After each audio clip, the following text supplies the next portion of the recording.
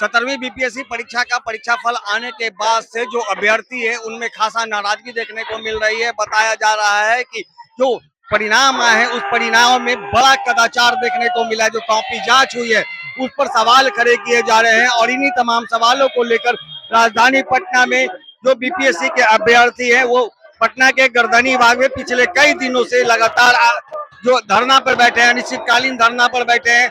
आप तस्वीरों में देखिए, बीपीएससी की कसम टूटने पर इतना दर्द नहीं हुआ जितना मेंस का स्कैम देखकर हुआ। मतलब कि साफ तौर पे इनका बड़ा आरोप जो है बीपीएससी पर है, आयोग पर है, सरकार पर है कि मेंस का जो परीक्षा हुआ था उसमें इतना बड़ा कदाचार हुआ है जो कि हैरत अंगेज करने वाला है। इन तमाम चीजों को लेकर के आप देखिए, सरकार के खिलाफ, बीपीएससी आयोग के खिलाफ जो है छात्र व छात्राओं का ये आंदोलन पटना के गर्दनी बाग में हो रहा है।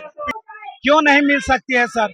आप देखिए कि झारखंड में जेएससीसी का एग्जाम कैंसिल हुआ, जो कि छात्र ज्वाइन भी कर लिए थे, पेमेंट भी उठा रहे थे। तो अगर किसी एग्जाम में धांधली हुआ है, जो धांधली सेटिंग करा करके जॉब हासिल किया है, वैसे लोगों को जॉब में रहने का कोई अधिकार नहीं, क्योंकि वैसे लोग जॉब में रहेंगे तो भ्रष्टाचार को बढ़ावा देंगे। सर, हम लोग गर्दनी बाग में अनिश्चितकालीन धरना प्रदर्शन कर रहे हैं। धरना प्रदर्शन इसलिए कर रहे हैं क्योंकि बिहार का शिक्षा व्यवस्था पूरी तरीके से चरमरा गया। अगर बहाली दिया जाता है तो एग्जाम नहीं लिया जाता है, अगर एग्जाम लिया जाता है तो पेपर लीक हो जाता है। आप देखिए, लाइब्रेरियन की बहाली 18 साल से नहीं दिया गया। बीएसएससी सेकंड इंटर स्तरीय बहाली सितंबर 2023 में निकाला गया था। 3 साल हो गया है। 3 सालों के दौरान अभी तक एग्जाम डेट घोषित नहीं किया गया। बिहार दरोगा 1799 पद पर जो बहाली निकाला गया था, अभी कुछ दिन पहले ही उसका मेंस का एग्जाम हुआ। जब question paper OMR carbon copy आप नहीं देते हैं, क्वेश्चन पेपर आखिर सोशल मीडिया पर कैसे वायरल हो जा रहा है, इसका जांच होना चाहिए।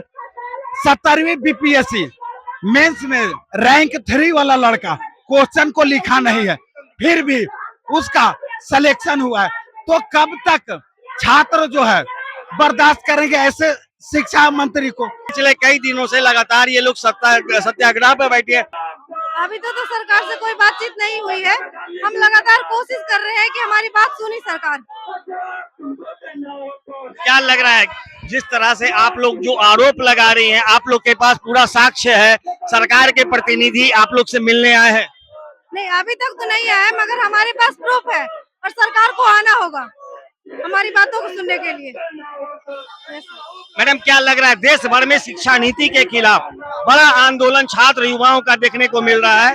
खासकर यदि बिहार की बात करें, लंबे समय से जो बीपीएससी के अभ्यर्थी है पटना के गर्दनी बाग में डटे हुए हैं, सरकार अब तक कोई भी संज्ञान नहीं ली है। हम जानते हैं कि सरकार से जवाब कैसे लेना है। ये जो मॉडल है हमारा मॉडल, ये फांसीवादी सरकार के खिलाफ हमारा आंदोलनकारी मॉडल है।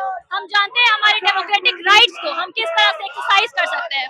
भले ही ये सरकार हमें आतंकवादी कह दे, दिमागी नक्सल कह दे, हमें एंटी नेशनल कह दे, गुनहगार कह दे, हम देख रहे हैं कि इतने सारे दमन के बावजूद छात्र लड़ रहे हैं। बिहार में, जहानाबाद में, सिवान में AK-47 चलाया गया है छात्रों पर। उन्हें बिल्कुल टेररिस्ट घोषित तो क्या, उनके साथ वैसा बर्ताव किया जा रहा है कि वो देश के लिए खतरा है, जबकि वो अपनी शिक्षा के लिए, रोजगार के लिए, अपने अधिकारों के लिए बात कर रहे हैं। TRE 4 के जो छात्र हैं, TRE 4 के जो नोटिफिकेशन जारी नहीं हो रहा था, नौकरियां मांग रहे थे जो छात्र सड़क पर उतर के, इसी बिहार की धरती पर, इसी पटना की धरती पर उन्हें जानवरों जैसा अमानवीय तरीके से पीटा गया, घसीटा गया, बिल्कुल क्रिमिनल्स की तरह व्यवहार हुआ, उनको घसीट के जेलों में भरा गया।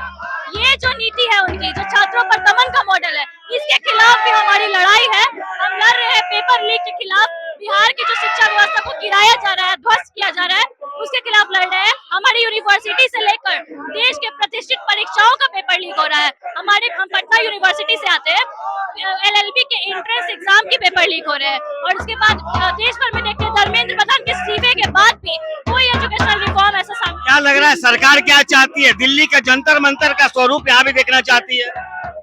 सरकार को अभी तक समझ में नहीं आया है कि छात्रों को अब लड़ना आता है, छात्रों को अपना अधिकार लेना आता है। हम जानते हैं कि यहाँ पर काफी ज्यादा दमन है छात्रों के साथ, मजदूर किसान के साथ, महिलाओं के साथ। ये डबल इंजन की सरकार नहीं है, ये डबल मार की सरकार है। इसमें छात्र जी रहा है, जहाँ पर न पढ़ाई है, न शिक्षा है, न रोजगार है, पलायन होता है। और पलायन हम जैसे छात्र, जब हमें नौकरियां नहीं मिलेगी, हम दूसरे राज्यों में जाएंगे, वहाँ हमें पांडव कुमार बना दिया जाएगा। बीपीएससी के जो अभ्यर्थी हैं, इनका जो धरना प्रदर्शन चल रहा था, उसमें अब आयशा ने भी हस्तक्षेप कर दिया है। जिस तरह से दिल्ली के जंतर मंतर पे छात्रों के आंदोलन में आयशा ने अपनी भूमिका अदा की थी, ठीक अब उसी तरह अब राजधानी पटना में भी बीपीएससी अभ्यर्थियों के आंदोलन में आयशा का अब समर्थन मिलने लगा है। अब देखना होगा कि आयशा के समर्थन मिलने के बाद भी सरकार अब इन छात्र युवाओं की मांगों को पूरा करती है या फिर दिल्ली का जंतर मंतर वाला स्वरूप एक बार फिर से राजधानी पटना में देखने को मिलेगा।